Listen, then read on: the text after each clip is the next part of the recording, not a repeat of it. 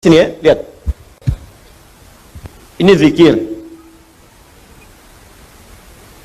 Tadi turunannya kata Al-Quran, orang berzikir, hatinya akan selalu tenang, cenderung tenang. Kecenderungan sukses tinggi. Bahagia. Sudah? Meningkat kecerdasan. Cenderung pintar. Bertambah pengetahuan. Bentuknya dua. Bisa mengerjakan perintah, bisa meninggalkan larangan. Ini tinggalkan, ini kerjakan. Do it, live it. If'al, la taf'al. Kerjakan, tinggalkan. Ini saya turunkan tadi, ada salat, kan? Ada interaksi dengan Al-Quran, ada puasa, dan seterusnya. Orang yang salat, maka dirinya cenderung tenang. Orang yang salat, cenderung sukses dalam hidupnya, bahagia. Makanya panggilan salat, panggilan kebahagiaan. Hayya 'alas shalah. Kenapa salat ya Allah? Hayya 'alal falah. Bahagia yuk. Sukses. Kan? Cenderung kemudian pintar. Makanya banyak orang di masa lalu itu, ya ketika dia akan mengerjakan soal-soal salat, Pak, Bu. Imam Al-Bukhari itu menuliskan Sahih Al-Bukhari selama 16 tahun. 97 pembahasan. Setiap pembahasan itu berapa banyak hadis? Kitabul Iman 57 hadis. Ada Kitabul Ilmi sampai Kitabul Tijarah, Kitabul Ma'arij, terus sampai Kitabul Jihad. Banyak sekali. Ya, itu setiap menuliskan satu hadis salat 2 rakaat. Dituliskan pertama di Masjid Al-Haram, disempurnakan di Masjid Nabawi, 16 tahun. Semua ulama-ulama kita itu mustahil mereka bisa menulis kitab, merumuskan sesuatu, inovasi, penemuan baru, kecuali pasti rahasianya ini. Salat Al-Quran, salat Al-Quran. Ada orang mengkaji Al-Quran, tiba-tiba menemukan penemuan. Ya, Ibnu Firnas baca surah Al-Mulk ayat 19. Ya, ketika membaca ayat itu, Allah awalam yarau ila tayri fawqahum saffatin wa yaqbidna ma yumsikuhunna illa rahman. Apa engkau tidak analisis, perhatikan bagaimana burung bisa terbang di udara dengan dia mengepak-ngatukan sayapnya, dijaga oleh Allah. Kalau nggak dijaga nggak bisa terbang. Maka dilihat Allah berkehendak bisa terbang. Karena apa? Kepak-katup sayap, dilihat, dianalisis, bikin modifikasi sayap burung terbang naik ke atas bukit sampai bisa terbang 20 meter. Ngelihat ke bawah, jatuh, meninggal. Nah, betul, ketika meninggal dan meninggalkan karya yang kelak itu jadi prototipe pesawat terbang di kemudian hari. Ya, ada lagi Jabir bin Hayyan baca Al-Hadid, Quran surah 57 ayat 25 sampai 26. Wa anzalnal hadid, kami turunkan besi dari langit. Besi bisa turun dari langit. Dilihat apa itu besi. Dicari besi. Sekarang terbukti meteor ada yang bahannya dari besi. Ya, turun dari langit. Waktu itu bingung, apa ini besi? Apa sih besi itu menarik? Dibawa ke labnya besi. Dianalisis, dikeluarkan sampai ke atom terkecilnya. Dianalisis sampai sumber-sumbernya. Sampai sekarang nomor atom besi itu terambil dari Al-Quran. Nomor atom besi Fe verum, F besar, E kecil. Nomor atomnya 26. Ya, setiap atom itu punya isotop untuk menjaga stabilitas atom. Saya dulu belajar kimia. Ya. Nomor 55, 56, 57, 58. Ada 4 isotopnya. Yang paling stabil isotop nomor 57. Surah 57 ayat 25 sampai 26. Itu ada sejarahnya. Bukan John Dalton yang pertama kali menemukan atom. Jabir bin Hayyan. Ya, saya baca, kalau lagi kosong-kosong saya pergi ke toko buku. Saya beli itu buku kimia, buku fisika, matematika, latihan, lihat-lihat. Nggak tahu nanya. Buka YouTube, lihat, belajar. Saya baca, Pak. Ada anak mahasiswa datang, kamu dari mana? Kedokteran, Ustaz. Mau belajar apa? Ini. Kamu bawa modul kamu kedokteran semua ke sini. Terangkan pada saya baru ajarkan pada kamu pengetahuan yang kamu inginkan. Jadi saya senang belajar. Baca. Dan ketika kita pelajari, ternyata semua relasinya dengan Islam itu tinggi. Ya, saya sering bahas. Fisika juga banyak kaitannya. Fisika itu paling banyak. Karena fisika itu kaitan dengan metafisik. Metafisik paling tinggi itu ya belajar agama. Agama itu ya Islam. Makanya ketika orang belajar fisikanya benar, itu pendekatan ke Allahnya tinggi. Ya, dari bab pertama aja, bab gaya kan di fisika pertama kan.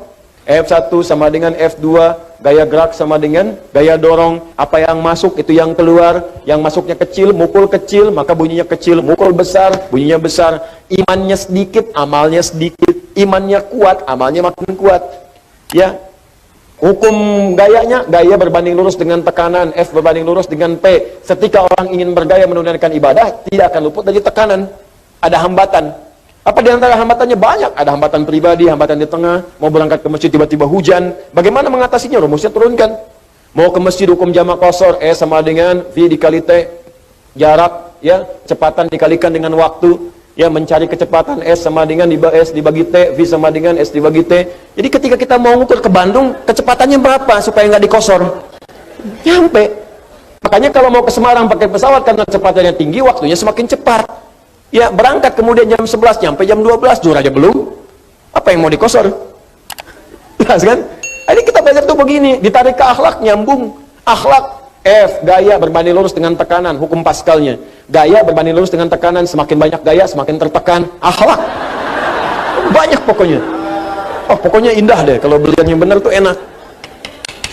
Di fisika tuh nggak berhenti di kampus, di kuliahan, dibawa ke masjid, masih diterapkan fisika.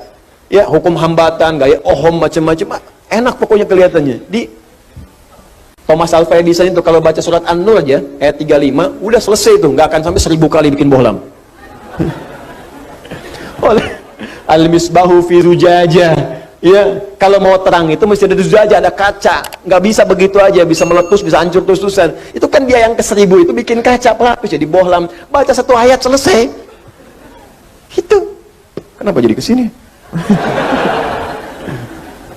Ini perintah. Ada yang kedua, sifatnya berbentuk larangan. Apa namanya? Larangan. Ini tenang, ini sukses, ini bahagia. Jadi ada yang sifatnya larangan. Pertama kata Allah, tinggalkan zina. Di surah Cahaya. Fokus. Cara berpikirnya begini. Perhatikan cara berpikirnya. Ini kebanyakan orang cuma baca. Tapi formulasinya nggak dipahami. Sehingga parameter tingkat keberhasilan mengkaji ayatnya itu nggak muncul. Cuma jadi pengetahuan tersimpan di pikiran kita, amalnya nggak ada.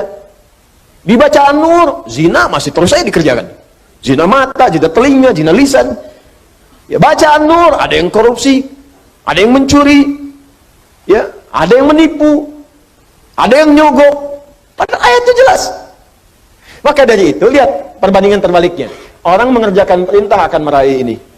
Orang meninggalkan larangan, maka ini akan cenderung terjaga. Hatinya tenang, kesuksesan mudah didapat, kebahagiaan mudah diraih. Ketika yang dilarang dikerjakan, maka akan berdampak kepada jaminan yang tadi disebutkan. Zina, ketika zina dikerjakan, maka cenderung membuat hati tidak tenang.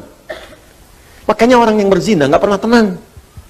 Makanya zina dalam bahasa Arab, secara bahasa, az-zina, zina fil lughati asy-syu'uru bid-dhiq. Makna zina secara bahasa yang pertama adalah perasaannya sempit dalam jiwa. Zina itu bisa ditulis dengan dua cara. Begini, zai, kemudian nun, alifnya ke atas. Ini bahasa orang Najdiyin, zina. Ada bahasa orang Hijaz, zai, kemudian nun, alifnya ke bawah begini, zina. Ya. Bisa ditulis dengan dua cara. Ini alif yang tadi saya sebutkan, alif bisa begini, tegak. Bisa begini, ke bawah. Az-zina fil lughati lahu ma'anin katsirah wa minha asy-syu'ur bid-dhiq. Zina secara bahasa memiliki banyak arti. Di antara makna yang paling populer, yang pertama adalah perasaan yang sempit di dalam hati. Makanya orang yang berusaha untuk berzina, awas, hati-hati, melanggar ketentuan Allah, kata Allah tinggalkan, dia kerjakan. Itu pertama akan menyebabkan hatinya terasa sempit, sering gelisah. Makanya jangankan mengerjakan yang secara istilah, benar-benar dikerjakan hubungan seksual. Baru mau muqaddimah saja, mata mau melihat gambar-gambar yang kotor, itu karena hatinya sempit, gelisah, gak mau ketahuan orang.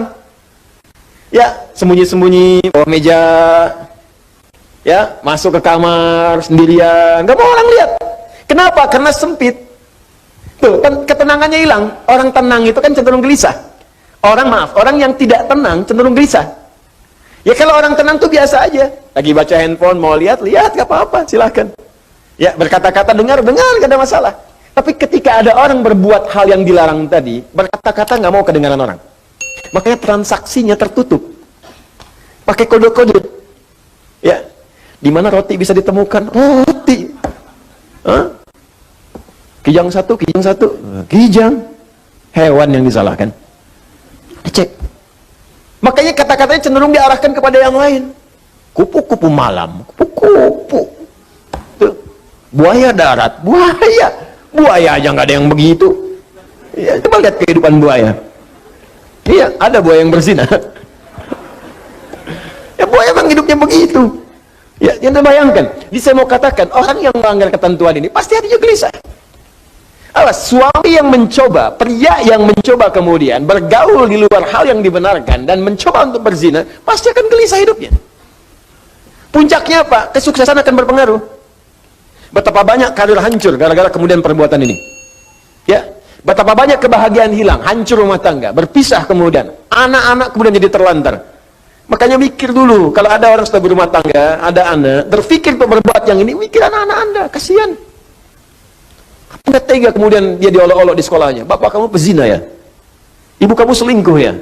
Itu anak Anda mau berbicara seperti apa? Dia masih kecil. Butuh perhatian yang dalam. Makanya orang yang berbuat hal yang seperti ini, pasti pertama akan terganggu kemudian ketenangan jiwanya. Kesuksesannya akan berpengaruh. Kebahagiaannya akan sirna. Dan yang paling dahsyat adalah, biasanya, ini akan fatal. Berpengaruh kepada kecerdasan dan yang lainnya. Ya.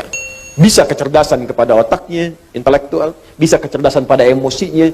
Banyak kok Ustaz, orang yang zina pintar otaknya, tapi emosinya tidak ada. Untuk apa pintar otaknya dan emosi tidak terkendali? Banyak orang tak mampu mengendalikan emosinya sehingga kepintarannya menghasilkan mafsadat yang lebih luas lagi. Pintar bikin senjata digunakan untuk bunuh orang. Pintar pakai teknologi digunakan untuk menipu orang lain, merusak dan sebagainya.